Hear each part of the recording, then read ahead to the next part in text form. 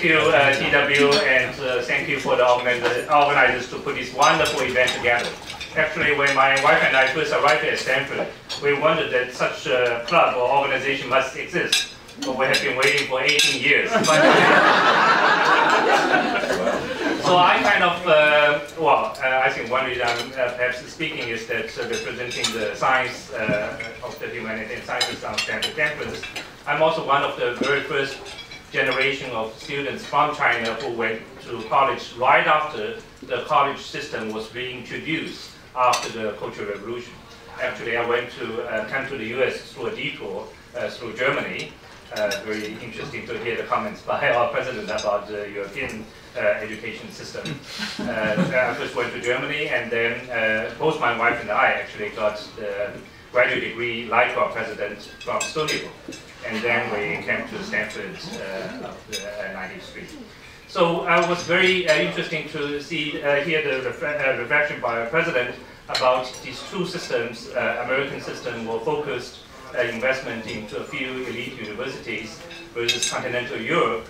But actually, things are changing. Even in Europe, especially in Germany, they are kind of completely going into the American system. They have designated certain university to be the Stanford, certain university to be Harvard, and it's a very interesting phenomenon to observe. But China certainly, I think, has decided that they want to go through the American system with a few elite universities. So it has always almost become a cliche that we know that in 10 years, China's GDP is going to exceed that of the United States, a kind of a phenomenon that's really going to change the world, but in particular also education. Just imagine that a small fraction of that is going to a few elite universities, for example, like Tsinghua and Beiyang. So it is kind of a monumental event also in higher education, and whoever has the vision to most take advantage of such a situation will always, I believe, come out ahead. And I do believe that Stanford is in a very unique situation. We're situated on West Coast compared to some of our friends, and we have a very distinguished faculty of Chinese origin who are all very passionate to make this exchange to work. We have a very supportive president, and very recently we have opened up a center. So what I can we're from the School of Humanities and Sciences. Unlike the engineering school, which has a systematic program, I think within the sciences it's more kind of individually based. So I just share a little bit of my own experience. So I have been going back to China, in particular to Tsinghua University, since the past couple of years, and we have now a very successful joint research program with China. So how in today's world to kind of have a win-win combination so that we can take advantage of the strengths of both. So that's something we have been kind of trying to figure out. And in my research in particular, we try to see what we all know about the Moore's law. The chip is going faster and faster, the number of transistors on the same chip is jumping every 18 months. But it's facing some fundamental obstacles, and we physicists suddenly see that there's a great opportunity for us to jump in and maybe to make some fundamental discovery that can change things. And so we actually have some idea, and the idea originally still started in the US. So a very good model is that with kind of the vision that we still have in this completely free and innovative environment, but plus the execution in China. So once we have some basic idea of certain materials which could display some kind of effects which we think can completely revolutionize the next generation of the semiconductors, we still have to find the right material.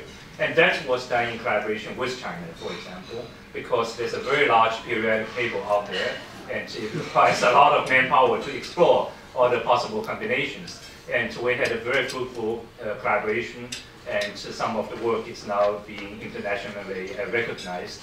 So that kind of is a win-win situation. I think we may ask ourselves the question, as the Chinese universities rise up, do we lose the edge or somehow? But I think this gives one example that the idea ultimately will be the most valuable, and we still do that very well in China. But once we have the idea, we are in the US, But once we have an idea, still many avenues to explore, and that we really leverage to our connection to China and being able to kind of systematically explore a lot of the options. And that gave us also here a competitive advantage within the worldwide race towards finding a fix to this problem. So we also have some exchange program of students. Some of you may know there's actually an official program by the Ministry of Education in China at a graduate level where they send out students for 1 year to come to a place like Harvard or Stanford, actually any graduate program. The rationale is that the graduate education in terms of coursework is already very advanced, but what they're lacking is kind of the first-hand research experience. And we have fortunate to host some of those students, and it worked out spectacularly well. For example, a lot of us faculties here of Chinese origin, we mostly got a PhD in the US, but very recently there has come to be examples where students from China, actually we have one distinguished example sitting here, Xiaoliang, now at the physics department. He got his PhD from Tsinghua University, and he came out during his PhD studies having some exposure of first-hand research, and that worked out quite spectacularly well. So the last thing I'd like to mention is that with the tremendous creation of wealth in China, there also is tremendous opportunity for us for philanthropy and for fundraising from China. And we also had some success that once we go back to China, actually we meet people and passionately tell them about what's the latest that we have been working on. We have seen already tremendous generosity towards Stanford from mainland China. And so these are some of the personal experiences I'd like to share with you. And thank you again for putting this wonderful program together. And I hope we have more opportunity to brainstorm and finding great opportunities together. Thank you.